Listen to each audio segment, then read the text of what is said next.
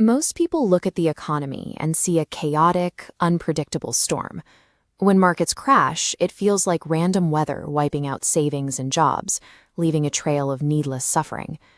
Investor Ray Dalio viewed the system differently. He recognized that the economy operates like a simple, predictable mechanical engine, driven by basic human nature. To understand the engine, you just have to look at its absolute smallest moving part, a single transaction. Every time you buy something, you exchange money or credit with a seller for goods, services, or financial assets. This visualization shows exactly how that tiny interaction powers the whole system. Every dollar you spend is a dollar someone else earns. Every dollar you earn, someone else has spent. Because total spending drives the economy, tracking these microscopic interactions provides a formula for predicting massive global financial movements. The most critical part of that formula is credit. It is the biggest, most volatile, and least understood component of the entire economic machine.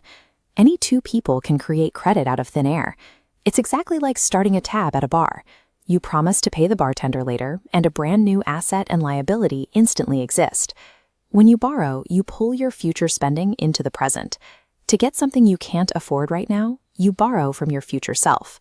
This creates a specific time in the future where you must consume less than you produce to pay it back. That promise sets a mechanical series of events into motion. Creating credit automatically hardwires a predictable, inescapable cycle of future economic behavior into the system. This cycle scales up. Increased credit allows more spending. Since your spending is someone else's income, their income rises, making lenders let them borrow more. It feeds on itself, expanding the economy. But when credit-fueled spending outpaces production, prices rise. This is inflation. To cool things down, the central bank raises interest rates. Borrowing becomes expensive, debt repayments go up, and people have less money to spare. Spending drops, incomes follow, and the economy shrinks into a recession.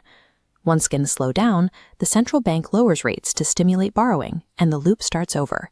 This short-term cycle takes about 5 to 8 years and repeats over and over for decades. There is a catch. At the bottom and top of each cycle, humans naturally prefer to borrow and spend rather than pay down debts. Each cycle finishes with more debt than the last, building a massive hidden risk. Over 75 to 100 years, those leftover debts compound. Debts rise faster than incomes, inflating a bubble. People borrow huge amounts to buy assets, driving prices higher and making everyone feel wealthy, which masks the broken math underneath. Eventually, debt repayments grow larger than incomes. Spending stops. Since one person's spending is another's income, incomes fall, making borrowers less creditworthy. The entire credit system dries up.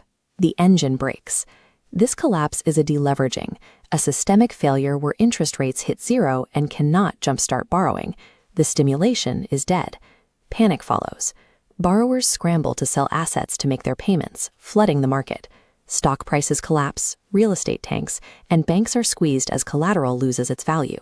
This mathematical breakdown repeats throughout history. It happened in 2008, in Japan in 1989, and America in 1929. The human toll is brutal. Businesses cut costs, jobs vanish, and people discover their perceived wealth isn't really there. It was just a promise, a bar tab that can never be paid. The entire global economy begins behaving like a bankrupt individual. Lenders stop lending. Borrowers stop borrowing. Traditional fixes are useless, demanding drastic survival measures. To bring debt burdens down, policymakers have 4 options. They start by cutting spending, severe austerity. Next, debts are reduced or restructured, meaning lenders agree to take less money over a longer time frame rather than lose everything. But austerity creates a paradox. Cutting spending slashes other people's incomes. Incomes fall faster than debts are repaid, making the debt burden worse and dragging the economy deeper into depression. Governments then turn to the third lever, raising taxes on the wealthy to fund stimulus programs. But as citizens resent the wealthy, social disorder erupts. This economic tension can jump borders and ignite extreme political change. Desperate for cash, the central bank turns to the final lever. They print new money out of thin air to buy financial assets and government bonds, driving up prices to make people creditworthy again. Printing money is highly stimulative and incredibly easy, which makes it dangerously addictive. If used excessively, it triggers hyperinflation, destroying the currency entirely, as Germany saw in the 1920s. Survival requires a balance. A beautiful deleveraging only happens when policymakers mix the painful deflation of austerity with enough money printing to keep income growth higher than the interest rate. These cycles can take a decade to correct. But whether you're a central banker or managing a household, the mechanics of this engine provide a practical blueprint. First, do not let your debt rise faster than your income. Borrowing to consume without producing creates a compounding burden that will eventually crush you. This chart shows the second rule. Never let income rise faster than productivity. Credit boosts lifestyle temporarily, but you lose your edge without actual work. Finally, the third rule. Raise your productivity. Over the long term, accumulating knowledge is the true source of wealth. The economy is not a chaotic, unpredictable storm. By understanding the transactions and cycles that drive the machine, you can anticipate its movements, avoid financial ruin, and build lasting stability.